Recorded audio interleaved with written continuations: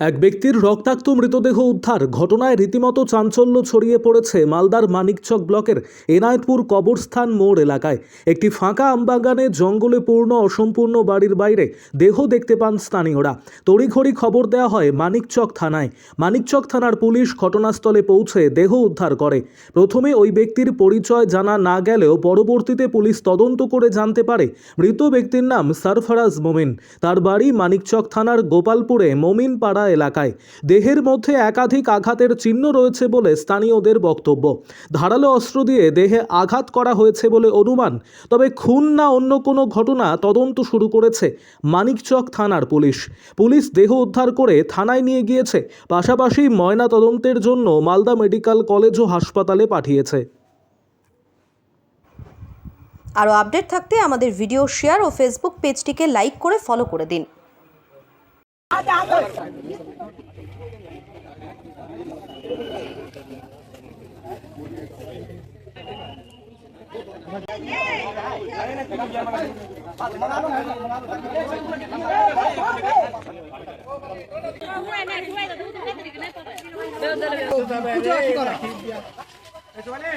जंगल में नहीं था जंगल में ए कौन जाओ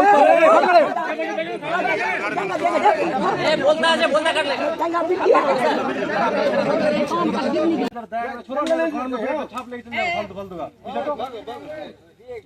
आया ठंडा में आ जाओ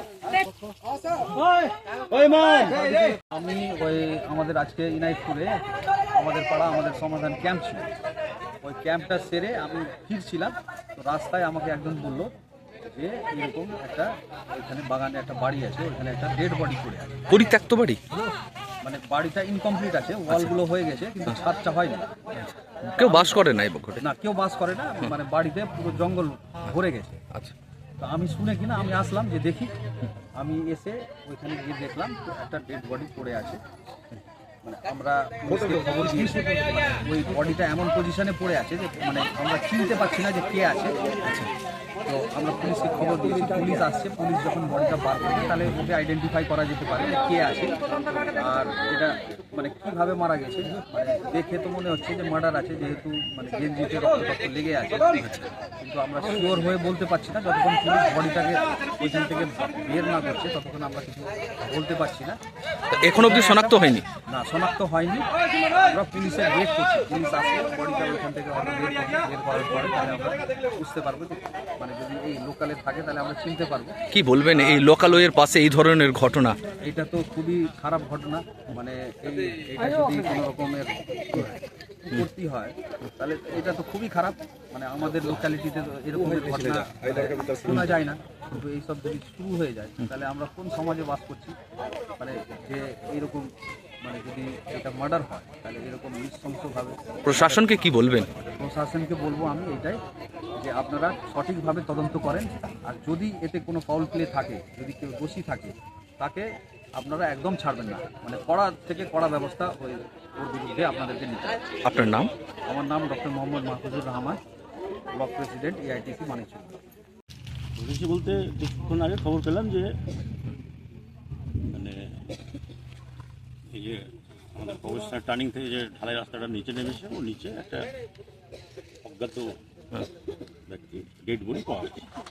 কি অবস্থায় দেখা গেল? সেটা শুনে আমরাও এলাম, দেখলাম যে হ্যাঁ একটা ডেড বডি আছে, যেটা মানে আমরাও ঠিক চিনতে পারছি না। তো এর মধ্যে পুলিশ প্রশাসন এসেছে, ওনারা বডিটা উদ্ধার করে নিয়ে গেছে। বডিটাকে কি অবস্থায় দেখা গেল? কোনো আঘাতের চিহ্ন টিহ্ন দেখা গেল? আঘাতের চিহ্ন আছে, আর গায়ে গেঞ্জি বা জামার মধ্যে কিছু একটা ছিল, প্যান্ট আছে। কিন্তু বিষয়টা হচ্ছে যে আমাদের এলাকা খুব শান্তিপ্রিয় এলাকা এবং সচরাচর এই ধরনের ঘটনা এলাকাতে ঘটে না, ফলে এলাকায় একটা আতঙ্কের নতুন করে একটা সৃষ্টি হয়েছে। পুলিশ প্রশাসনকে অনুরোধ করবো যে ওনারা সঠিক তদন্ত করে বিষয়টা নিশ্চয়ই দেখবেন। পরিত্যক্ত ঘরে পাওয়া গেল? পরিত্যক্ত ঘর না, ঠিক হয়তো বাড়িটা বলতে বাড়ি কেউ হয়তো তৈরি করেছেন, এখনো বসবাস শুরু করেনি। পরিত্যক্ত তো হয়ে গেল যে বসবাস করে ছেড়ে দেওয়া, কিন্তু বাড়িটা তৈরি হচ্ছে, ইনকমপ্লিট অবস্থায় আছে। এই বাড়ির ঠিক বাইরের দিকে বডিটা পাওয়া গেছে। আচ্ছা, আপনার নাম? আমার নাম আবু কালাম আজাদ, এনায়েতপুর বাসী।